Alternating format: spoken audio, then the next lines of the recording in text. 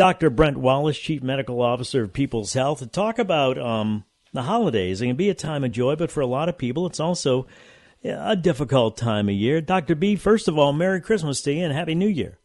Yeah, Merry Christmas. I know, I can't believe we're almost at the end of the year. And I ask everybody this, and I'll ask you to make the same commitment. Please promise me you will not spend more than, say, $500 on me? I'm going to try my best, Tom. Do I have your word? I'm going to try, I tell you. All right, we're going to talk about some tips for taking care of your emotional well-being during this holiday season. I guess, Doc, we'll start with the basics. What do we talk about when we say emotional well-being? Yeah, it's really, it's the basis for the way you think, the way you feel. Your emotional well-being really affects how you make decisions and how you connect with other people around you.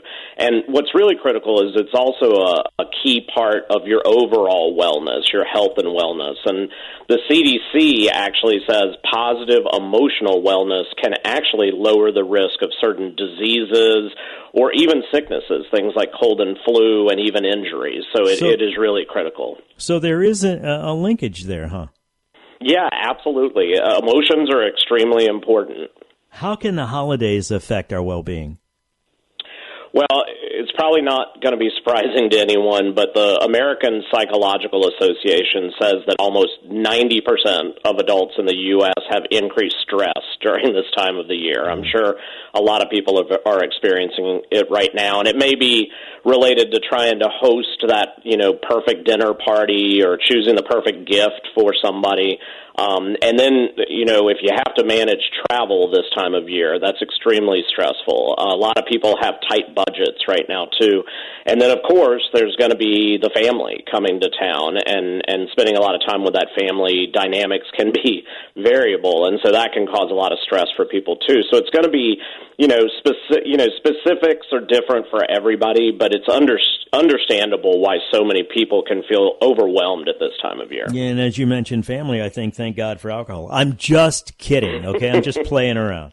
Let's talk about loneliness, seriously.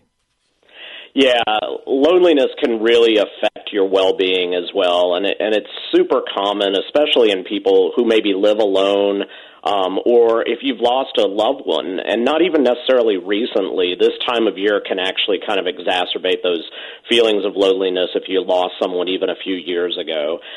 And you're seeing a lot of other people, traveling around and getting together, and if you can't travel to celebrate with your family, that's going to increase your loneliness as well. And it's hard to deal with any time of the year, but it gets really intense around the holidays because you're seeing so many people getting together and having a great time. So that can really be upsetting to a lot of people. As you say that, it seems like the Facebook phenomenon where people see things on Facebook all throughout the year and they think that that's real life and that everybody else is having stuff that you aren't having. And it seems like that's kind of like the same thing that people go through here, but in a little bit different way with the holidays. Yeah, absolutely. They call it FOMO, fear of missing out, because you're seeing all these people having a great time and you're thinking, why am I not doing that? But it's perfectly normal. Let's talk about some tips to deal with it. Yeah, so the biggest tip I give people, and I try to tell myself this all the time, is learn to say no. It's really important.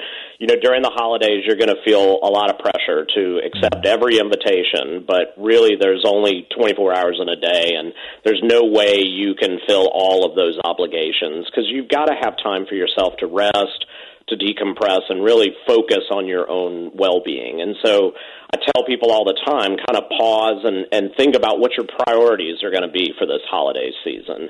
And then, use that information to choose which activities you really want to do, what events you're going to attend, but make sure that you've got a plan to help you feel a little less overwhelmed by everything that's going on and more in control of what can be a very busy schedule this time of year. Well, that's a key word, control. So that's your first tip. What's tip number 2, Doc? Yeah, the other thing is get creative with gift giving. People can get very stressed out about getting gifts, and there may be a lot of last-minute present buying. So sometimes try something a little different. Give somebody something homemade, maybe low cost or no cost. can be a great way to show appreciation for people in your life. And it may be more sentimental. Everybody's got pictures on their phone. Print one of those out and put it in a frame. That can be a wonderful gift for somebody in your family. And another thing I tell people, and I love these, is actually gift someone an experience, because that may be quality time you can spend together with your loved ones.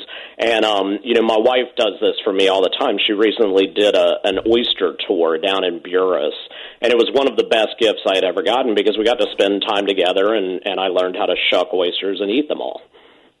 Those Dr. Hand shucking oysters? Oh, I don't think so. I wear the gloves. There you go. You got to wear the gloves.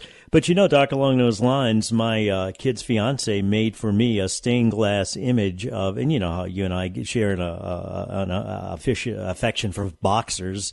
Affectation was the word I was thinking of. And of Betsy in stained glass, and it was not just a generic boxer. They actually took the time to take pictures, and they captured her, man, on a little stained glass thing that I hang in the house.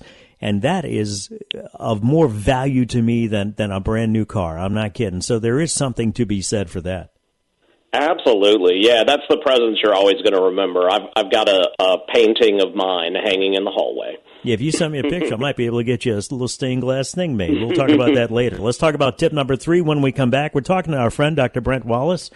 Dr. B, Chief Medical Officer of People's Health, about the holidays being a time of joy, but it can also be a difficult time of year. He's given us through tips 1 through 2 already, and we'll talk about tip 3 when we come back. Traffic Now, WWL. Chief Medical Officer, Dr. Brent Wallace, Chief Medical Officer at People's Health, about ways to deal with the stress of the holidays. Couple of tips. Number 1, learn to say no. Number 2, get creative with gift giving. How about number 3, Doc?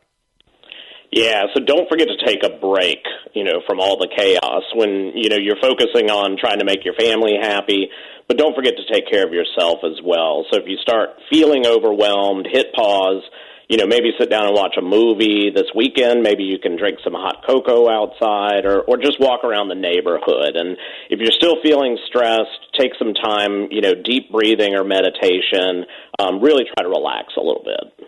Yeah, it's supposed to be fun, right? Maybe we need to remember that. It's supposed to be fun. What else can we do? Yeah, don't forget to take care of your health as well. Things are pretty crazy this time of year, and it's tempting to just say, I'll worry about that next year and set aside all your good habits. But you want to try to maintain your healthy lifestyle that hopefully you've built over the last year.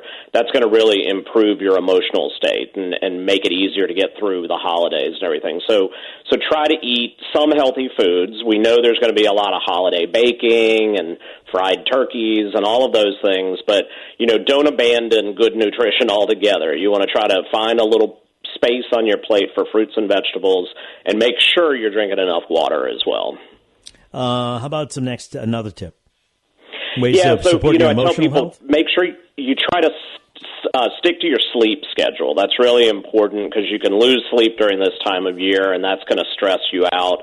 Try to exercise too, especially after a big meal. Get up and walk around the neighborhood and enjoy all the holiday decorations and stuff. And then we know there's going to be a lot of Christmas cocktails, but don't overdo the alcohol. You want to be cautious about how much you drink because a lot of alcohol can actually make your stress worse. Yeah, I was kidding about that earlier, but you do have to do that in moderation.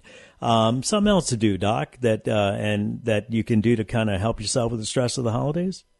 Yeah, this is a great time of year, and really any time is a great time to give back as well. So look for volunteer opportunities. There's a ton of them around this time of year. It may just be something like helping out a local nonprofit or handwriting cards for people in a nursing home. It's a great way to express your gratitude. And if you're feeling lonely, there's going to be other people volunteering. So it may be a great way to meet and connect with those people. You may find out they've got similar interests, and it could be a new friend for life.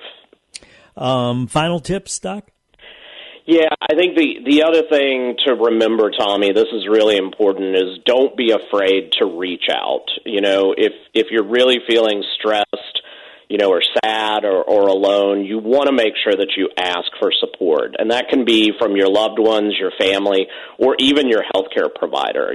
Don't delay on something like that. And if you think that this is a crisis type situation, if you're really feeling lonely, really sad, don't forget that you can always call or text 988. That's the crisis hotline, and it's open 24 hours a day, 7 days a week, so you've always got someone you can reach out to if you feel like you need to. I think part of it, Doc, too, is you got to, temper your expectations, and you got to be realistic, because sometimes you look at Christmas and December and New Year's as this completely different entity, when in fact it's only 30 days away from January 25th, right? It just as March 25th is a month away from April 25th. So it's important. It's supposed to be a really fun time, and I think people look at it because it's the end of the year. I've got to get everything done, but, time keeps moving. And in a couple of weeks, it's going to be January. You'll be starting the new year. Don't get too stressed out or feel like you're missing out on something like you were saying earlier. It's really important to try to enjoy this time of year, and, and if you can, spend it with some people that you really enjoy spending time with. I enjoy spending time with you. We all do, Doc, and thank you for all the tips that you've given us this year and ways to keep us healthy. I hope you and your family have a very Merry Christmas, very Happy New Year.